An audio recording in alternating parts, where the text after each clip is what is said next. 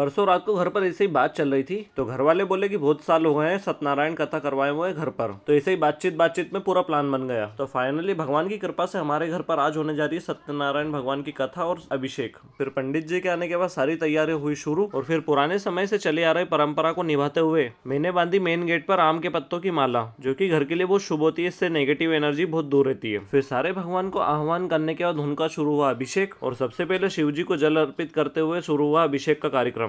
और ऐसे ही सारे भगवान को नहलाया। फिर जल के बाद दूध, दही, घी, शक्कर, शहद आदि से नहलाने के बाद उनको अर्पित किया गौमूत्र। फिर सभी भगवान जी को तैयार करके भोग लगाने के बाद शुरू हुई सत्यनारायण भगवान की कथा। कि दोनों बेस्तों को बुलाया जाए, दोनों बेस्तों को बुलाया और कथा पूर्ण होने के बाद शुरू हुआ हवन का कार्यक्रम, जिसमें मैंने पंडित जी के कहने के बाद हवन सामग्री को घी में अच्छे से मिलाया। उसके बाद कुंड में अग्नि प्रज्वलित करने के बाद मैंने करी हवन कुंड की पूजा। और फिर पंडित जी मंत्र पढ़ते गए और मम्मी पापा में अग्नि कुंड में आहुति छोड़ते। हमारे बाद बाकी आए हुए लोगों से भी आहुति दिलवाने के बाद शुरू हुई आरती। और आरती पूरी होने के बाद भगवान जी का आशीर्वाद लेने के बाद पंडित जी के साथ मैंने किया भोजन, क्योंकि मुझे निकलना था आज की वर्किंग के लिए। और आज की वर्किंग खत्म कर जब मैं घर आया तो देखा कि सारी तैयारियां हो चुकी थी। और आंटी जी के घी लगाने के बाद हमने परोसा आए हुए मेहमानों को खाना, जिसमें कि एक खाने में मस्त दोनों मेरे कॉलेज के मित्र रह चुके हैं। और मित्रों के भोजन होने के बाद मैंने उनसे करी थोड़ी सी बातचीत और सत्यनारायण भगवान की कथा का प्रसाद देने के बाद उनको किया अलविदा। और सभी के खाना खाने के बाद लास्ट में हम सभी कार्यकर्ता ने भी खाया खाना। और आपको व्लॉग अच्छा लगा तो प्लीज शेयर जरूर करना। Thank you for watching. Please subscribe my channel.